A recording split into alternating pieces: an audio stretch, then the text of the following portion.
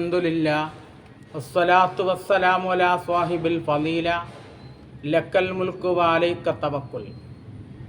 ഇന്ന് സംസാരിക്കുന്നത് സൂറത്തുൽ വാഖിയയുടെ മഹത്വത്തെക്കുറിച്ചാണ്. സൂറത്തുൽ വാഖിയ ഒരു പ്രത്യേക എണ്ണത്തിൽ ചൊല്ലിയാൽ ലഭിക്കുന്ന നേട്ടത്തെക്കുറിച്ചാണ് ഇന്ന് സംസാരിക്കുന്നത്.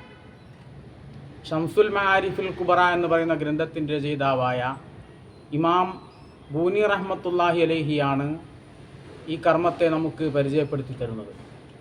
ഇമാം ബൂനി റഹ്മത്തുള്ളാഹി അലൈഹി പറയുന്നു, മൻ ഖറഅ സൂറത്തുൽ വാഖിയത്തി സലാസ മറാത്തിൻ ബഅദ സ്വലാത്തി സുബ്ഹി വ സ്വലാത്തിൽ ഇശാഇ. ഇശാ നിസ്കാര ശേഷവും സുബ്ഹി നിസ്കാര ശേഷവും 3 വട്ടം സൂറത്തുൽ വാഖിയ ഒരാൾ ഓതിപ്പോന്നു. എന്നാൽ ഫതഹല്ലാഹു ലഹു ബാബൽ ഖൈരി വൽ ഗിന, അള്ളാഹു അവൻ ഐശ്വര്യത്തിൻ്റെയും നന്മയുടെയും കവാടങ്ങൾ തുറന്നു കൊടുക്കുന്നതാണ്. ജീവിതത്തിനെപ്പോഴും പരീക്ഷണങ്ങളും പ്രയാസങ്ങളുമാണ് എങ്കിൽ സൂറത്തുൽ വാഖിയ എല്ലാ സുബ്ഹി നിസ്കാര ശേഷവും എല്ലാ ഇശാ നിസ്കാര ശേഷവും 3 വട്ടം വീതം ഓതിപ്പോരുക. എന്നാൽ അള്ളാഹു എല്ലാ പ്രയാസങ്ങളും നീക്കി ഐശ്വര്യം നൽകുന്നതാണ്.